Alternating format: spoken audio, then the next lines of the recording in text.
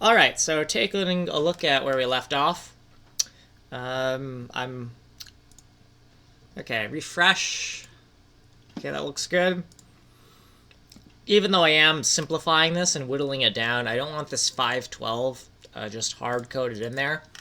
I would like something like the tile map.map width, etc. So like tile map.map width, and then over here the tile map.map height, right? And then okay. And then over here, I'm gonna take a look at that later. Let's just make sure this still works. Okay, and let's see where our viewports are, because I believe like these values here are complete nonsense now, the initial values. So we should probably set the initial values in that constructor. But first, let's figure out where that's being set right now. Or is that just what I'm using? No way. Oh, no, that is what I'm using. Okay. So let's give it something a little bit more sensible, though. Like maybe we want to center it or something. And so we know the width and the height of the tile map. I'm just going to make some...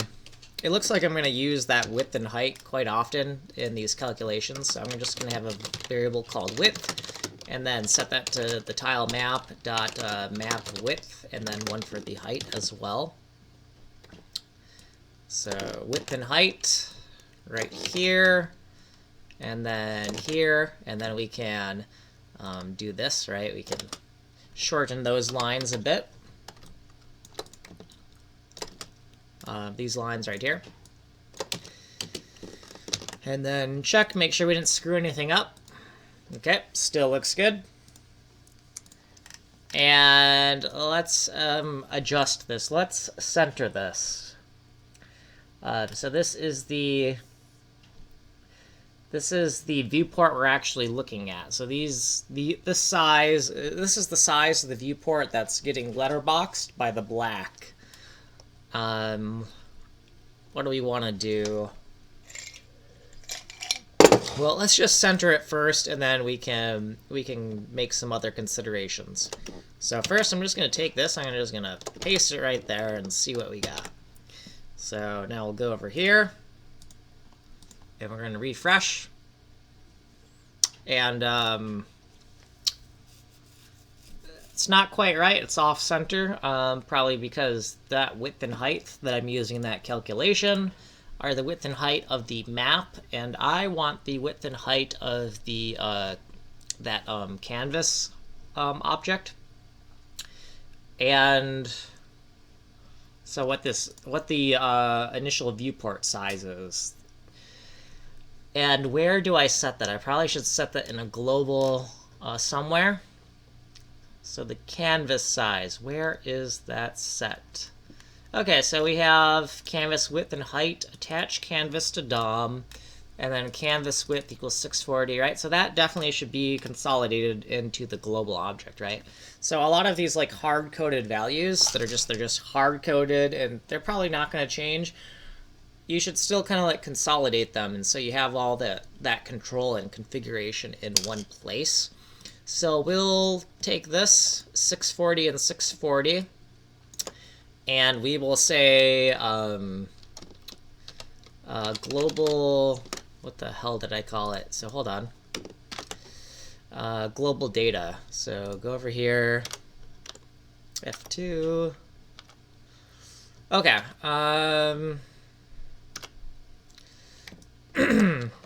Global data dot do we just want to call it initial canvas size or something like that? Like, we'll just call it like initial canvas width, and then initial canvas height. So the idea here is that these values are what it starts out at when you boot up, but they might not be the value later on. Okay, so that we have that there, we're going to go over here. And in our global data object, so global data right here, we're going to hard code that right in here. And that's a 640 by 640, right? Width and height, 640 by 640. Okay, so take that, and then let's look at our screen here, make sure nothing weird's going on. Good. Okay, now let's actually use that. So if we're going to hard code that, well, we want to use it in these calculations here, so we should probably do something like var ini wid and var ini high, like that. And then we'll set those to 640. And then we'll take those variables and put that there. Initial width, initial height. And then we can use that in the destination viewport size. So everything goes to viewport 0 eventually. Or that's the viewport we're seeing on the screen. Okay, so now if we go over here. Okay, good. Now it's centered. I like that. We can trim off a little bit less. So going over here, right now we're like taking off 128. Why don't we give it something like 32s? 32. Okay, go over here. Refresh. All right. And maybe since I don't see as much gradation as I would like, I'm going to go over here. And we're kind of zoomed in. Let's change that 128 to like a 64. Let's go back to here. Let's refresh. Okay, I like that. That's good. Okay. Did I set my timer? Oh yeah, I did. Okay, cool. So what next? We got that. So this width and this height here. It's a bit ambiguous now. I don't like that it's not as complementary to these variables, the initial width and the initial height. And so I would like to change that to just, you know, map width and map height. So that way I just have a little bit more complementary code, right? So these two chunks, right, are very similar. They're complementary in the way that they look. So I like complementary functionality. I also like that stylistically it visually is complementary as well. Let's take a look at our screen, make sure we didn't screw anything up. Okay, it's still good. And I'd say that's that looks pretty good for our global data object. I think that's gonna just clean up some of that spacing there. And let's just keep on scrolling through here and see if we find anything that looks like it needs some refactoring. The tile map data, I would say that you know, potentially I want to hard code these values into like an initial tile map width, initial tile map height, like centralize that as well. That would make more sense than having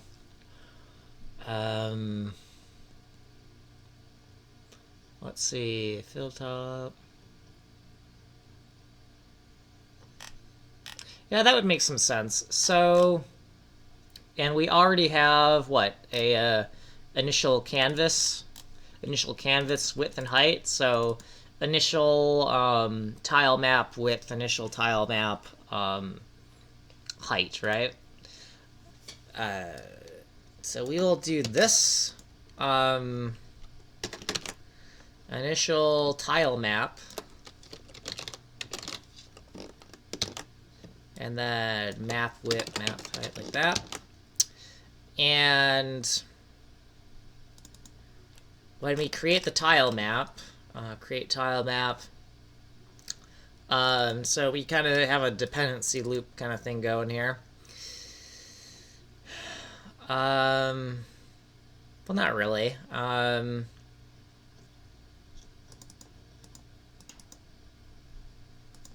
Map width. Map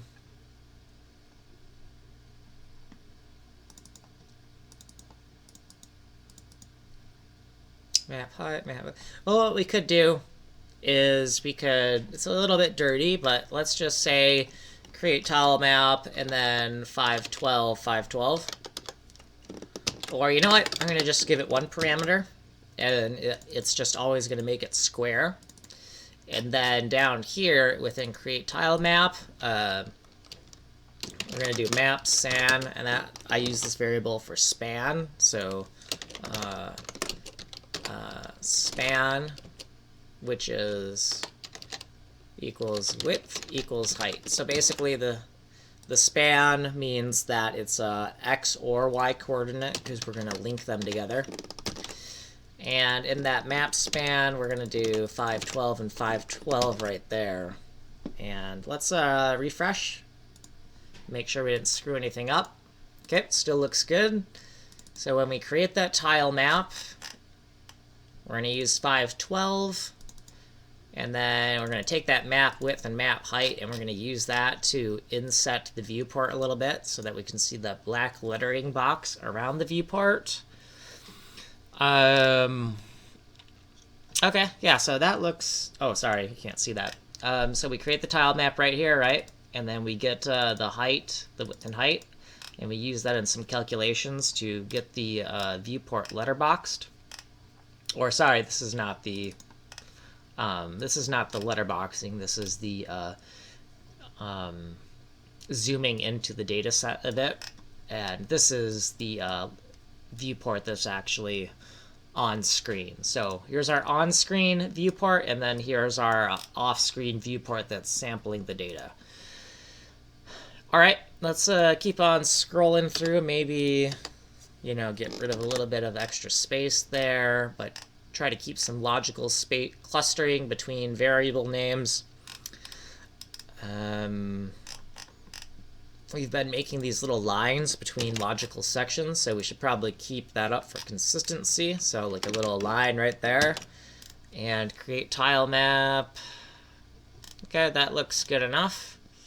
And let's add another line right here.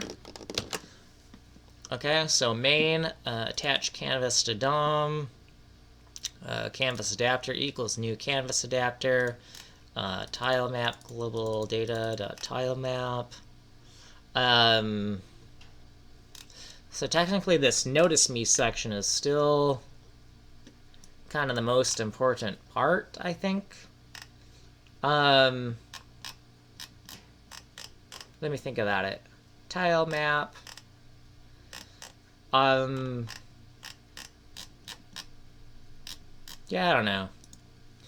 I don't know if this is the most important area.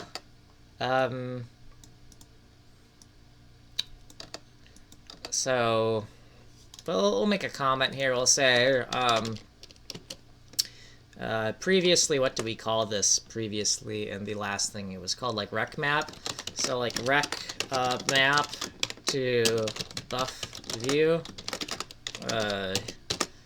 Now sampling from an off-screen. Now sample. Now. So we're still doing mapping one viewport to another, but but one of the viewports is off-screen sampling off-screen data. Now mapping off-screen data.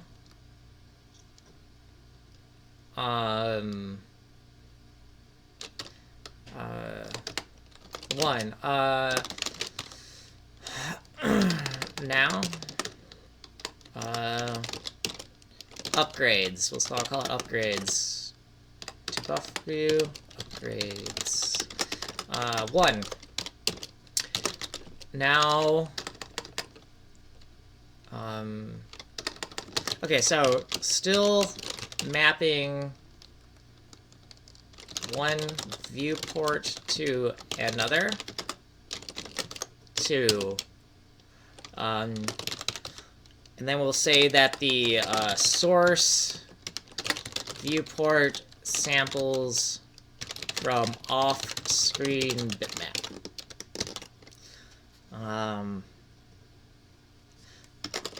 And then maybe like 3 off-screen pixel values will eventually be